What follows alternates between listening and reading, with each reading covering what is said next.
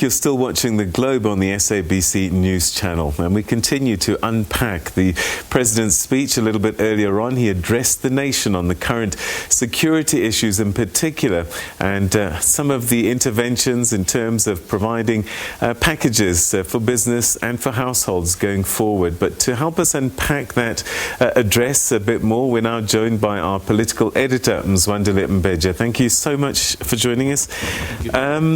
This is his third speech in a few days. I mean, I guess he has to be seen and reassuring the public in the best way that he can.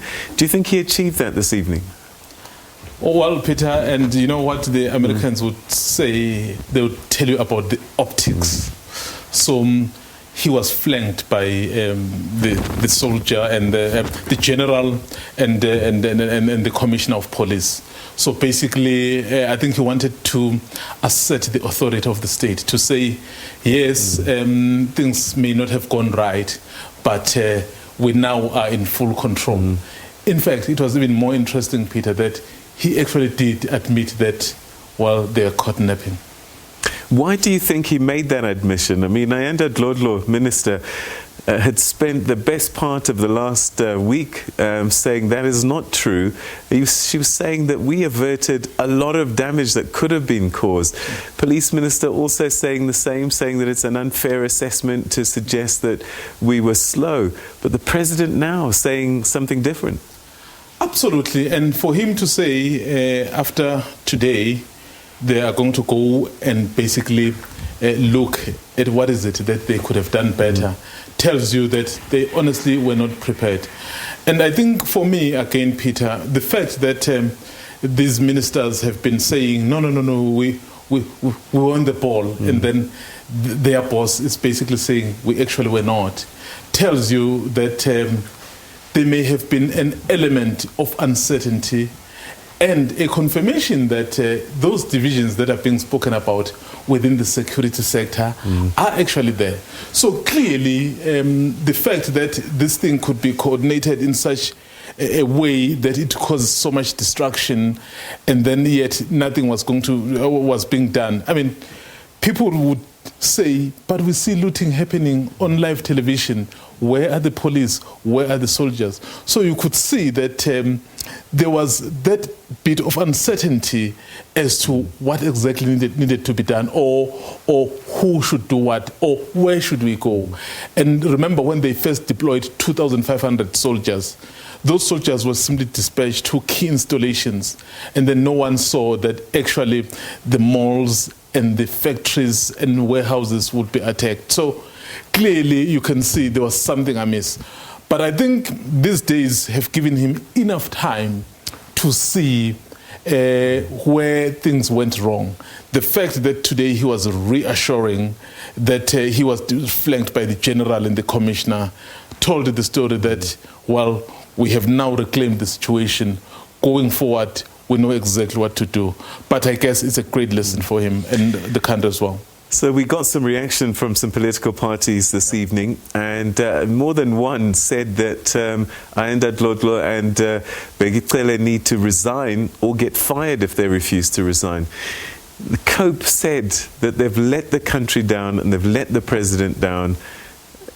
Are their jobs up for discussion, or do you think he'll stand behind them? It's very difficult to say, but I think political parties, when you listen to some of the responses of the ministers, in fact, Minister Dlodlo, she basically said, you know what, we did what we could, we supplied the information, but I don't want to bring the minister under the bus. So what does that tell you? She has done it. So you would see that a certain sector was able to do A, perhaps the other sector may not have responded according to the expectations of the one.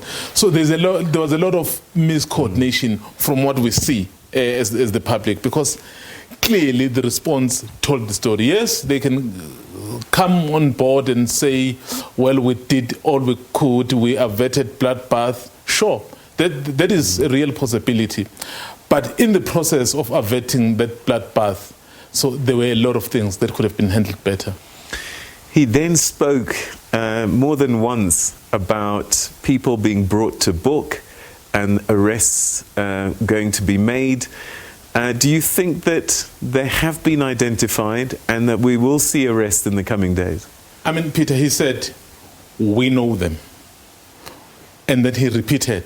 And remember, you've just mentioned that he's spoken to the nation 3 times in as many days. And then even in those speeches, he kept saying, those will be arrested, will be prosecuted. So I saw a president who probably had been thoroughly informed and briefed now as to who is actually behind this.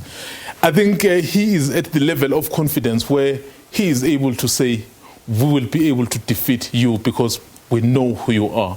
In fact, if you saw what happened today, I mean, our colleague in Durban, Ayanda, when she reported on Thulani Dlomo, who handed himself, but of course, we know that he was released, was not charged, because he had been fingered, particularly in the newspapers, that he could be one of the masterminds. So the fact that someone who had been fingered just came out to say, okay, here I am, does tell you that perhaps those who are actually responsible now are known, and probably they know that they are known. And listening to his tone, I won't be surprised, Peter, if in the next day and perhaps or 2, some development happens. And I would imagine that it is important, incredibly important, that somebody is brought to justice, somebody is blamed for what happened, so that we feel as if, these kinds of things can't happen again. Absolutely. And you could hear the president, he was basically saying this was an insurrection. So which means this was an attempt to displace a government from power. So you're not allowed to do that, and that is treasonous. So the fact that he stood there, told South Africans that there were these attempts to dislodge the government you elected democratically. So those who are doing those acts must be punished for this. And I think, Peter, in the coming days, maybe even hours, we will see some development. I mean, the tone told the entire story that there's something that is coming. And clearly, he would want to set a very good example in terms of prosecuting those. Obviously, the law enforcement authorities will do that. I think, but he would want South Africans to see that if you do things that undermine the authority of the state, there is a price to pay. And I think that is what we're going to see happen. We heard some pretty determined language from those that support former President Jacob Zuma this afternoon. In the context of what we've heard now, I think they gave the president 14 days. 14 days, yes. Contextualize all of that for us, because, as you said, there's optics, and it seems as if they're trying to convince public one way or the other. Actually, I will take from what the president, the current president, said himself in Durban when he went to assess the damage. He basically said there are many options on the table about former president. We're looking at all those options. So, and then you hear those who support him saying 14 days. So clearly, what it basically says, Peter, is that there is something that is being done. So we don't know what it is, but clearly, and you've heard some of the analysts basically saying, is it worth it to then jail someone and then we find ourselves in this kind of destruction? But of course, the issue of rule of law, I think, will always be paramount. But clearly, there is something that is happening. We may not sure what it is. We know one of the options that are available to the president is a pardon, but there are certain processes that must be followed. So from what he himself said earlier when he was in Durban, you could see that something is being done. And of course, the Premier of KwaZulu-Natal has publicly said, well, the former president must be pardoned. Yeah, but a pardon comes with the price of you have to acknowledge guilt. Absolutely. And that might be a step too far for the former president. Mzwandile, we're going to have to leave it there. Thanks very much indeed for your insights. Greatly appreciated. Thanks, Peter.